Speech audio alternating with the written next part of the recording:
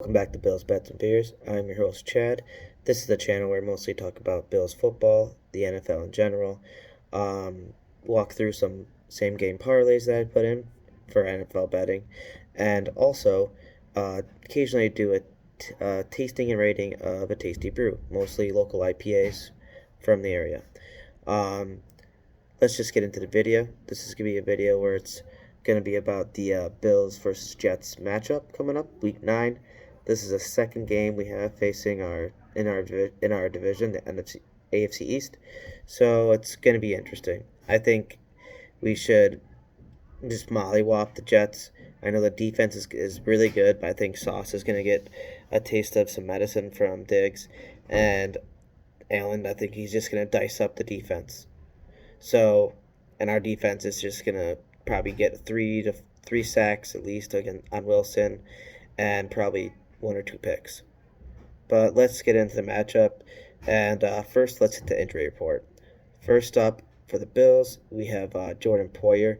He did not practice. He was listed as DNP for Wednesday and Thursday. I'm not sure what he's listed today, but if he doesn't practice today, he's probably not playing in the game. So we're probably expect not to see him at this point. Also, especially with that big matchup against the Vikings coming up next week.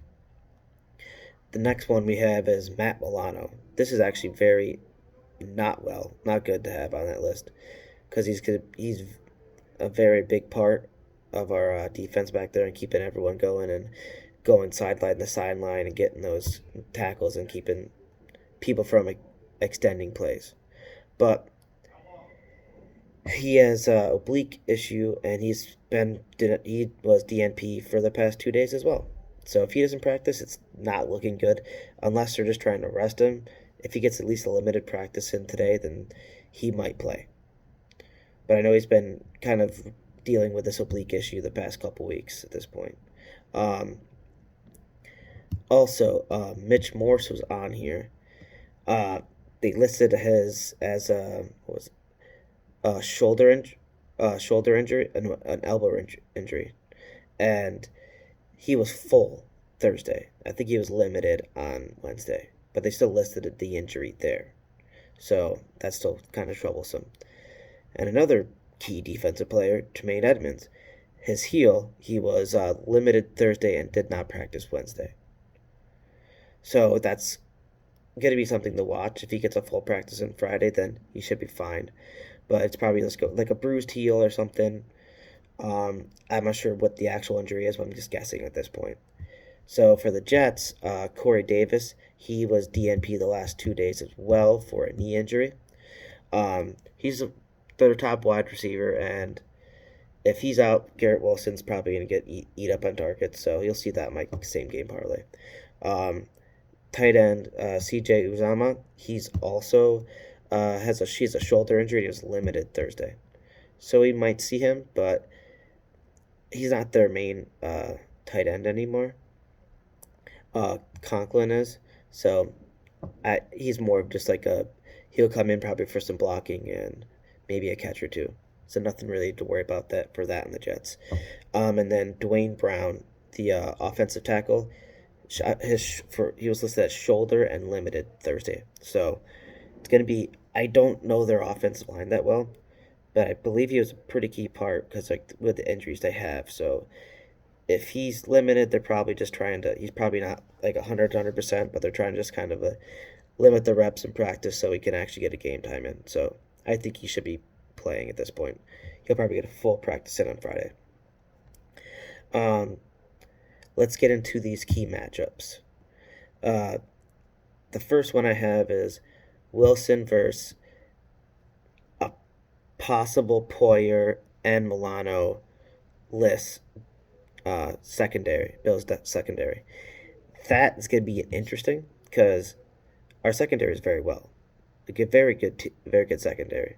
One of the best in the leagues, but without Milano back there to help, I know he's part of the front seven, but without Milano back there and without I know sorry, and Poyer's not going to be back there, it's going to be very difficult not difficult. I think we're still going to be able to handle their offense, but it's just going to be interesting how we play Wilson and how well we're going to be going because their wide receiver over there, Garrett, he's a good Garrett Wilson is a very good wide receiver. So seeing how we play them with Conklin and everyone and a couple other pieces they have over there, the running backs aren't they're not like Michael Carter's nothing to shy at, and that's gonna be a big thing with Milano out, I think. So especially with Conklin, but Milano usually follows the tight ends very well, and without him out there, having like a Saran Neal instead and someone else, it might get a little dicey. But I still think we're gonna win hands down.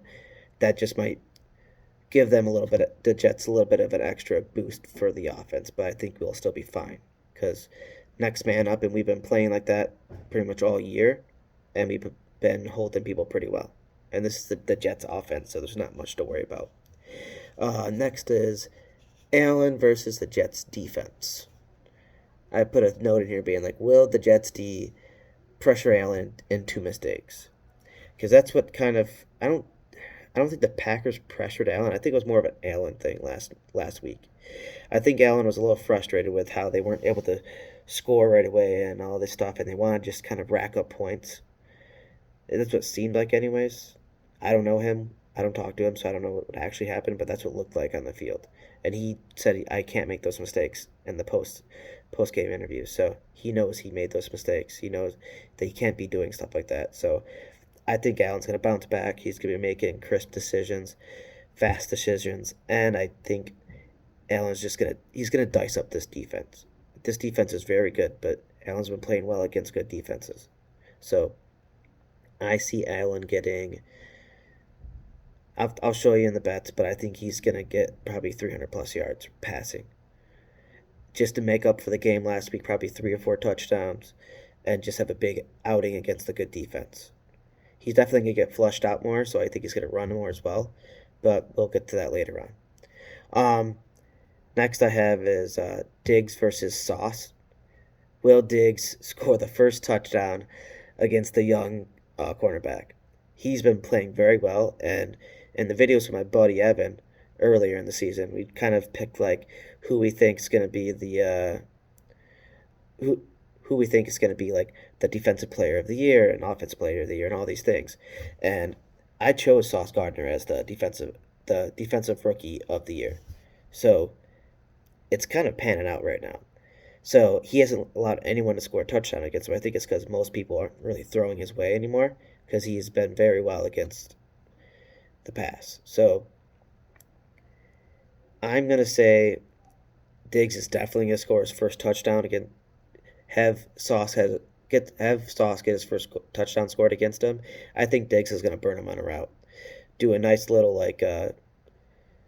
quick step in and out, or just do like he's going to do a nasty route just to get Sauce off his like legs, and then just burn right past him, and it's probably going to be for like a 30 or something yard touchdown or something like that. Just like we've been seeing the past couple weeks from Diggs and Allen. Or at least a big reception like that, at least. But I know a touchdown's going to be scored against him as well. Next up, the Bills' O-line versus the Jets' front seven. How will this O-line fare against that good of a front seven? It's nasty what they have over there. I mean, Quinnen Williams and even Carl Lawson on the edge, it's looking like a formidable force over there. They've been putting a lot of pressure on a lot of quarterbacks. I mean, I think the Bills and the Jets, I saw they're tied at 21 sacks on the year so far. So, I mean, definitely something to watch out for. Especially if Mitch Morse has to play. If he doesn't play, we saw what happened against the Dolphins. We need someone who's going to know how get a good snap out every time and be able to block and not have the people around him have to worry about guarding more. So if Mitch Morse is in there, I think we're going to be fine. I mean, Questenberry's played very well lately, filling in for what's his name? I can't think right now, but he filled in pretty well for him, so I think we'll be fine at that end. But definitely going to have a lot of pressures on Allen, and I think Allen's going to flush out a couple times, get a couple run, probably get around 50 yards or so plus, just because he get flushed out a couple times. Um, Also to keep them on their legs, so they're not rushing and doing. I don't think they do. I'm not sure if they do a lot of blitzes. I haven't really looked that far into the Jets, but I know they get very good natural pressure with the players they have. Um, that's it for my key matchups. Um, Next thing is I wanted to get into my same game parlay I put in for the Bills versus the Jets. First one I have, like I talked about earlier, I have Allen over 304 and a half passing yards. I think Allen's just going to dice this defense up because he's not going to like this performance from last week. And they're really stout against the run, so I think we're going to have to beat them in the air. But I see Singletary getting yards as well, but it's going to be more passing this week. Um, Allen over 39 and a half rushing yards. Like I said, he's going to get flushed out of the pocket a couple times. And they're probably going to have some design runs to keep the defense on their toes so they're not always just trying to either keep people downfield if we're not able to run that well and just mix it up for them so our RPOs actually have a chance to get a couple big plays down the field. Also, I have Gabe Davis over 59 and a half receiving yards. Last week, that burned me on a parlay because I thought he was going to get the yards and he didn't. But I think Diggs is going to be covered up by Sauce most of the game today, so he's going to have the chance to get a second and third cornerback to be able to burn them and get a couple big targets probably. He'll probably get most of those 59 yards off of one play, probably like a 40-yard catch or a 35-yard catch or something like that. But yeah, I definitely see him going over. I also have Diggs going over at 84 and a half yards receiving. I think, like I said, Diggs is going to burn Sauce on a couple of these things, and he's going to get probably 10 to 12 looks this game, at least at minimum, even with Sauce on him. And I think he's going to catch probably 6 or 7 of them, and probably end up around the 100-yard marker over again. So 84 seems like a pretty safe bet for me. And with all that being said, I chose Knox as an under at 39 and a half yards receiving. He has not been doing great receiving at all. So he can't. I just don't see it happening. I see like McKenzie getting more targets, maybe Shakir getting in there. But I see Knox getting probably around 25, 30. But I don't think he's just going to surpass that 39 to 40 mark. So if I'm wrong, I'm wrong. But that's what happens when you have 7-leg parlays. So had to add something else in there. I thought this would definitely be it's not a gimme, but it's been just the pattern that's been going on. You can kind of see how he's been doing lately. He's been more like a touchdown last 2 games, but only getting like 20 to 30 yards. Next on this is Garrett Wilson over 49.5 receiving yards. Like I said, I think Corey Davis might be out this game. It's looking like it. So Garrett Wilson's going to get a lot of targets, and he's going to get a lot of yards. Not a lot. I think he's going to probably get around 60 to 70, and probably 5 or 6 receptions at least. So he's going to get the looks, and I think with the defense, with what we're going to have, and if we get up in the game far enough, and they're going to have to come back, we're not like we're going to play too soft of a coverage. It's soft enough where he's going to get 10 yards here and there every couple of passes. You know what I mean? So he's going to get around probably 60, 70 yards. I also picked Tyler Conklin, the tight end over there for the Jets, to get over 55 receiving yards. I think if Milano doesn't show up and with Poyer out, he's gonna have a chance to get his targets, and he's been becoming more of a favorite target for Wilson. He scored 2 touchdowns last week. I mean, I just see him getting some yards. Like I said, not much. Just some quick slants, some dump offs, and him running up probably a little bit. Maybe a couple passes on field, but same thing. He can get around 60 ish yards, maybe 70, but that's only 150 yards for Wilson. I mean, I don't see him getting over 200 something, over 225 yards. I think a lot of it's going to come in garbage time for Conklin, but I could be wrong. That's just what I'm predicting at this point. So that's my seven leg parlay, same game parlay. Total odds ended up being an even 10K. So that's fortunate, I guess. Easy math.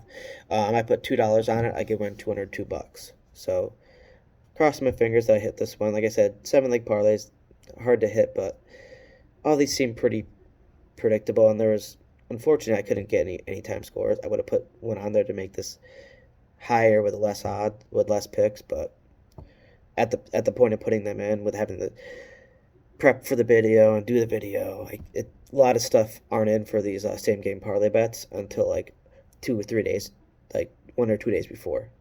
The closer you get more options. Um, Next, a new kind of newer segment. Things to look out for in game. I'd said with the new pickup of Hines, I don't think he's gonna get that. I think we're gonna play him a little bit this game, but the usage at the running back and how everything's pan out now, because you saw James Cook kind of start to cook a little bit last game. Singletary's been doing well. He's been averaging around 5 yards a carry, and especially the past 2 games, he's been doing pretty well. He's been getting about 80 some yards. But it's gonna be interesting what they do there. I want to see if what kind of roles that Hines takes over, because I can see Hines immediately taking over the punt returner and kick returner roles, at least the punt returner roles. So I mean, he's known for that. He's got the energy. He's got the quickness. He's got the mentality. Like I watched Pat McAfee the other day. He's like, he has a mentality where he goes into punt returns and he goes, "If I die, I die." That's something you want. I mean, you don't want him getting hurt, but you want someone who's not afraid to get hit or catch something and run it out. So I think he's going to help us out a lot. I mean, McKenzie's been doing great, but I think he's going to take McKenzie's role there. Um, Also, how O-line looks against this front seven. I mean, if our O-line can handle pretty well and not get Allen flushed out of the pocket too much, I mean, they're going to get their pressures, but if we can stop them from getting like less than 1 sack or even just 1 sack throughout the whole game, that's huge. They're like us. We get 1 or 2 sacks a game. If we can slow them down to get 0 to 1, that's going to be perfect. And keep the pressures down on Allen so he has time to pass. I think this would be a good test for our O-line.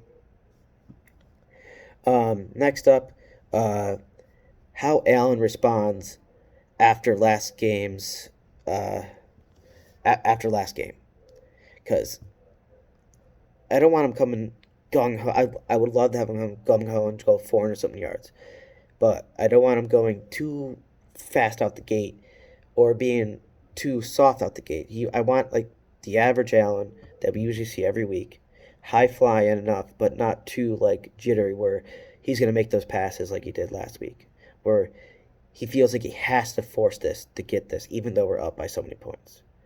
Just because that's how we've been playing lately. I just want to see how he comes back in and plays against a good secondary, a good defense, and I just want to see him keep the ball out of harm's way and still dink and dime and just tear this defense up as well.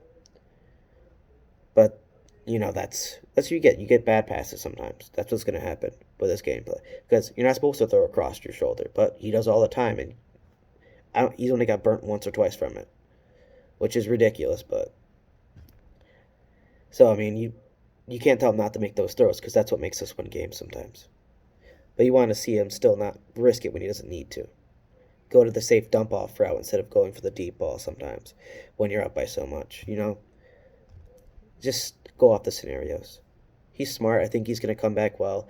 He knows what he did. He probably worked on it all week.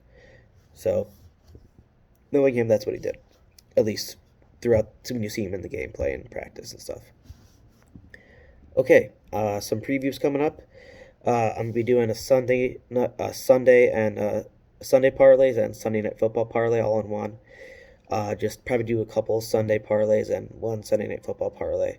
So I'll probably just go through that in a video Probably put it out Saturday, so you guys have a chance to look at it. And if you want to put some bet down from what I suggest, then go for it. If not, then honestly, it's up to you. It's personal choice. Um, Also, I'll be doing a Bills Jets post game reaction. I'll be probably dropping that Monday or Sunday night, and the Monday Night Football parlay as well. So I'll probably drop that Sunday, so you guys have a chance to look at it. But that's gonna be it for me. Actually, I got my sponsors. Crochet with Alicia. Um, she's my wife. She does very good stuff. Find her on Instagram. It's Crochet with Elisha, Elisha. She makes hats, gloves, clothing, uh, cardigans, tops, everything you could think of. Check her out, send her a DM, and she'll let you know how much it would cost. And even if you don't see anything on there that she's done, she can find a pattern and tell you how much the pattern costs and just add it in for the fees. My buddy Evan, he has a channel as well. He's over at Mr. Nasty Time. It's Mr. underscore NASTYTYYYME. I'll be putting the link in the description. He's been doing a lot of Call of Duty videos, but he also puts out weekly power rankings for the NFL and does all 32 teams, and he explains everything. Usually about an hour-long video-ish, because he puts a couple minutes per team. And my future video, Voodoo Ranger, New Belgium. Hopefully I get them. Check out the Juice Force if you haven't tried it yet. It's a great IPA, 9.5%, and it's a juicy hazy IPA. Perfect. But that's going to be it for me. And go Bills. And have a good day.